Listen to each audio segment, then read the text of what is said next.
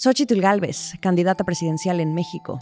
Como opositora, ella se dice increíblemente segura de que lo que muestran las encuestas no es la realidad, que lo va a demostrar. Sin embargo, cuando se reúne con los empresarios, siempre aprovecha para recordar e insistir en que confíen en ella, que no tengan miedo. Ella promete un giro de tuerca a la orientación del gasto apenas llegue a la presidencia, si es que gana la elección. ¿Pero por dónde empezar?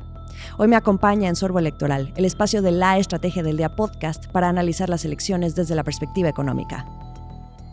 Candidata, muchas gracias por estar aquí. Muchas gracias, Jimena. Qué gusto saludarte. Igualmente. Candidata, usted ha dicho mucho últimamente que le preocupa enormemente el deterioro de las finanzas públicas del país.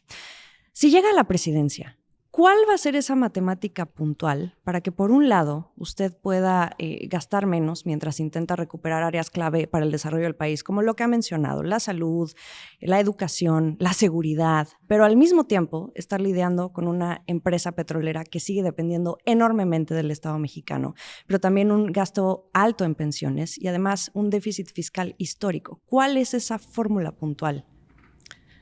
Primero, analizar perfectamente el gasto público a detalle.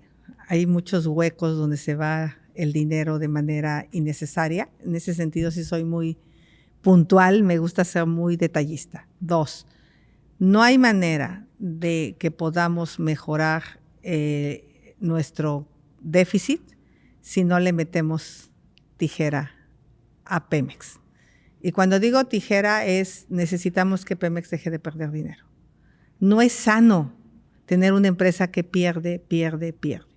Le hemos metido 2 billones de pesos con este año para capitalizar a Pemex y no hay mejoras. Algo se está haciendo mal. ¿Pero en dónde se tendría que recortar? A ver, de entrada, metámonos a donde Pemex genera dinero y cancelemos donde Pemex pierde dinero. Pemex Refinación pierde demasiado dinero. Estamos refinando un petróleo pesado cuando lo que producimos es más combustible que gasolina. Eso es terrible. Entonces, si están listas las coquizadoras de Tula y de Salina Cruz, esas 2 refinerías pueden cogenerar también y pueden ser mucho más eficientes y entraría a 2 bocas. Pero hay otras refinerías que están perdiendo millones de pesos y además están contaminando de manera grave el medio ambiente. Entonces hay que tomar decisiones, decir, paro esta refinería porque pierdo dinero y además dejo de contaminar y empiezo todo un programa de transformación. Hay que buscar otras áreas de oportunidad en Pemex de negocio en materia energética. Pero usted estará de acuerdo conmigo en que antes de aplicar toda esta gran transformación, porque además yo recuerdo que en algún momento usted decía quitarle la P a Pemex, ¿no? Ponerle Emex nada más, pero ahora la escuchaba y es Pemex, le agrega petróleo, energía mexicana, ¿no? Yo en general hablaría de energías, pero está bien, el petróleo creo que es un símbolo en México. Y hay que dejarlo. Claro, por supuesto, pero antes de hacer toda esa transformación que involucran las propuestas que usted ya ha mencionado, de cualquier forma, ¿cómo detener esa hemorragia primero? En un primer año de gobierno se necesitaría meter inyecciones de capital, seguir condonando fiscalmente. Tienes que parar donde pierdes dinero. Tienes que parar, así. Decir, no estoy dispuesta a seguir generando más combustible que gasolina. Esas decisiones se toman. Y se tienen que tomar fuerte. 2,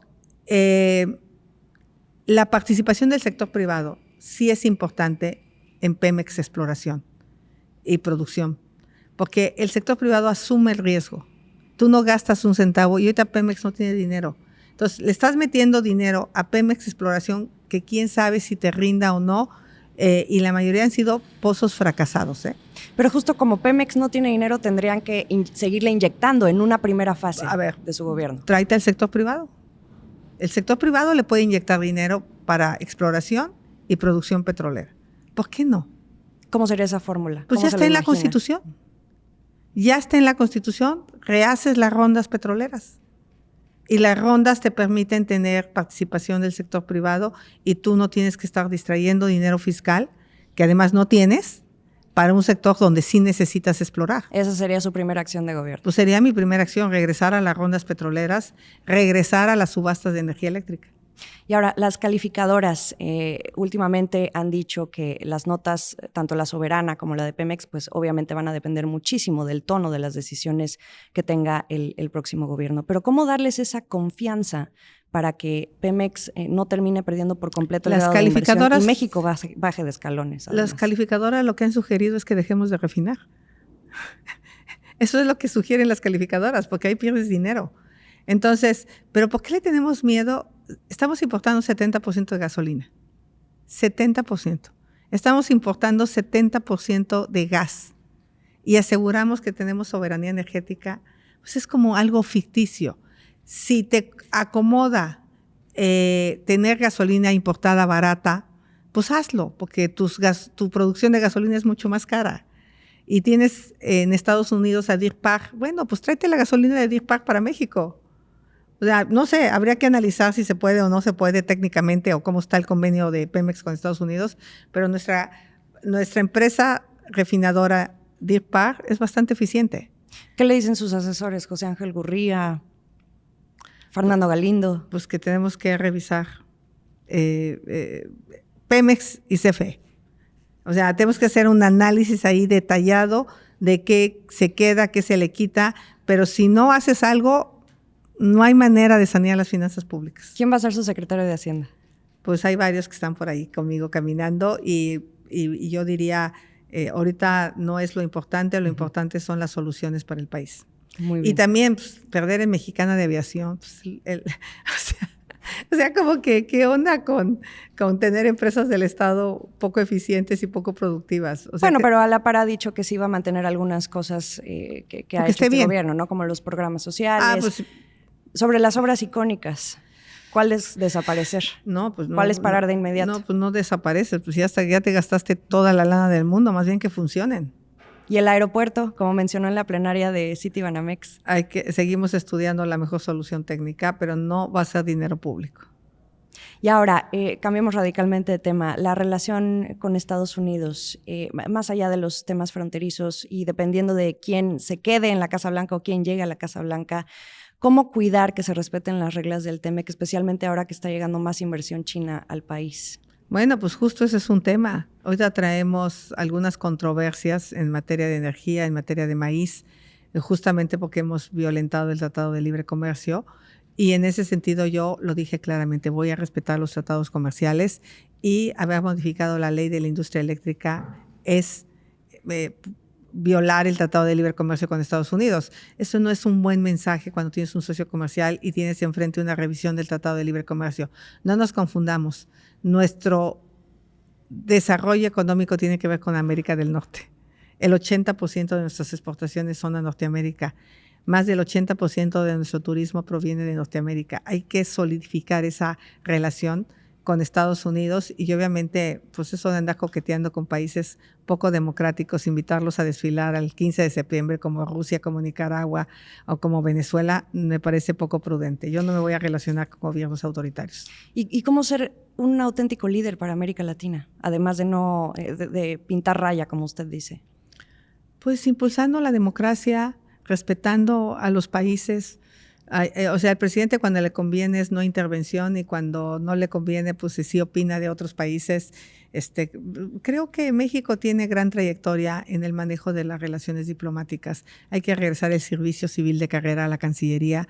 Hay que volver a traer embajadores que sí sepan, embajadores que sean de profesión y no cuotas políticas. Y ahora que estuvo ocurriendo el desafortunado asunto, la irrupción a la Embajada de México en Ecuador, ¿usted apoya la expulsión de Ecuador de la ONU? Yo creo que no. Yo creo que expulsando no nos... Obviamente condeno absolutamente el que Ecuador haya entrado a la Embajada mexicana. Es totalmente ilegal. Lo condené públicamente de manera inmediata. Se tiene que encontrar una salida diplomática a ese problema. Y rápidamente, regresando a temas de inversión, ¿a qué monto de inversión extranjera directa está aspirando con sus planes, candidata? Con el nearshoring, pues arriba de 50,000 millones. Arriba de 50,000 millones. Bueno, venimos de un récord de 36,000 millones de dólares. Sería un golpazo, pero entonces, ¿en cuánto tiempo ve esos 50,000 millones? Yo creo que si tenemos energía, Si abrimos el sector energético a tener energía rápido, y ahí podríamos entrar a proyectos de generación exenta, porque hay muchas pequeñas y medianas empresas que lo que te requieren es 1 o 2 megas y pueden generarlo en solar. Y con eso le vas a dar muchísima fuerza a las pequeñas empresas y obviamente que regresen las subastas eléctricas para que CFE tenga suficiente energía limpia, barata, y necesitamos invertir en líneas de transmisión. Ese es el gran cuello de botella que tenemos en México, las líneas de transmisión. Y ahora, ¿qué hacer para que la mayoría de las virtudes del nearshoring no acaben en Estados Unidos? Certeza jurídica, quitar trabas de trámites, que es brutal, permisos, corrupción. 2, energía limpia y barata, agua, por eso mi apuesta al tratamiento de agua, capital humano, urgente fortalecer capacidades, infraestructura, puertos, aeropuertos, carreteras, trenes, cruces fronterizos y seguridad pública. Es que es una tareota. ¿No cree usted que en lo que se resuelve todo eso ya pasó todos sus sexenios, llega a la presidencia y entonces ya se nos fue el tren? No se nos va a ir el tren porque yo sí le voy a meter orden a los delincuentes. El más importante va a estar al día siguiente de mi sexenio. El más importante, certeza jurídica. ¿Eso va a ser el primer día de su gobierno? Eso va a ser el primer. Voy a respetar la ley, voy a enfrentar a los delincuentes. Ese es el primer mensaje. El segundo mensaje es: no te voy a estorbar permisos de generación eléctrica para que no sea un problema la falta de energía para instalar parques industriales. O sea, ese hay que resolverlo de inmediato y se puede resolver relativamente en los 2 primeros años. Y lo demás, capital humano, sobre todo para el sureste, va a ser más lento. Sí queremos nearshore en el sureste, pero necesitamos más capital humano, más infraestructura, necesitamos tener gas por allá y lo vamos a lograr. Y ahora, por último, candidata, antes de despedirnos, las encuestas. ¿Cómo ve usted el vaso? ¿Medio lleno, medio vacío? Es decir, ¿se mantiene o no avanza? Nosotros tenemos el barómetro electoral Bloomberg que pondera los ejercicios de 15 casas encuestadoras. La ubican a usted a 25 puntos de distancia de la candidata puntera, usted con un 33%. Van a ser el gran fracaso sus encuestas, acuérdense de mí. Porque no están midiendo lo que la gente está pensando. No estoy a 25 puntos. Eso es una locura. Sheinbaum no va a sacar 70% de la votación. O sea, no hay manera que Sheinbaum saque 32 millones de votos. Pero yo voy a dejar de pelearme con las encuestas. Simplemente sé lo que está pasando en la calle y la gente está enojada con este gobierno. Por eso insisten en sus comerciales de que quiero quitar los programas sociales. Es su único argumento para que la gente se quede con ellos. La gente está enojada, está harta de la inseguridad, está harta del abandono del campo, está harta de que no haya medicamentos, está harta de sus mentiras.